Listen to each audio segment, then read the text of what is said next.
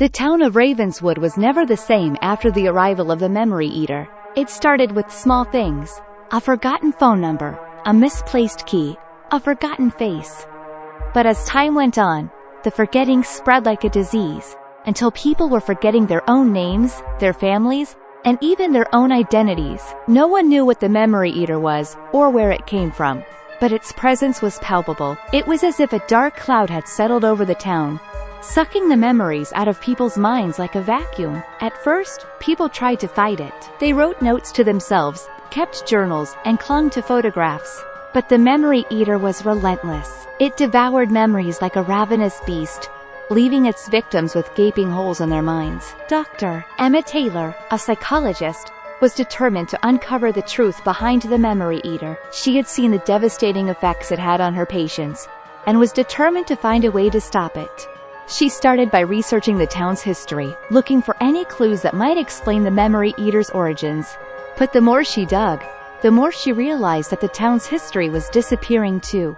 She turned to her patients, hoping that they might hold some clues. But they were forgetting their own stories, their own lives. It was as if the Memory Eater was erasing their very existence. One patient, a young woman named Sarah, was particularly affected. She had forgotten her family, her job, and even her own name. Emma was determined to help her remember, but the more she tried, the more Sarah forgot. One day, Emma received a mysterious package with no return address. Inside, she found a small leather-bound book. As she opened it, she realized that it was a journal belonging to a man named Malachi, who claimed to be the Memory Eater. As she read through the journal, Emma discovered that Malachi was once a human who had made a pact with a dark entity to gain immortality. But the entity had twisted his wish, turning him into a creature that fed on memories. Malachi wrote about his loneliness, his hunger, and his despair. He was trapped in a never-ending cycle of consumption, unable to stop himself from devouring the memories of those around him. Emma realized that the only way to stop the Memory Eater was to confront Malachi himself. She tracked him down to an old mansion on the outskirts of town, where she found him waiting for her. Malachi was a tall, gaunt figure with eyes that seemed to suck the light out of the room. He spoke in a voice that was both familiar and yet completely alien. "I am the Memory Eater," he said. "And you, Dr. Taylor, are the only one who remembers." Emma tried to reason with him, to convince him to stop his destruction.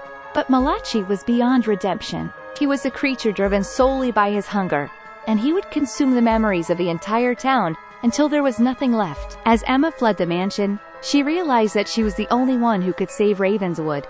She had to find a way to defeat the Memory Eater and restore the town's memories. But as she looked back at the mansion, she saw Malachi's face in the window, his eyes fixed on her with an unspeakable hunger, and she knew that she was running out of time. The Memory Eater was coming for her, and it would stop at nothing until it had consumed every last memory in Ravenswood.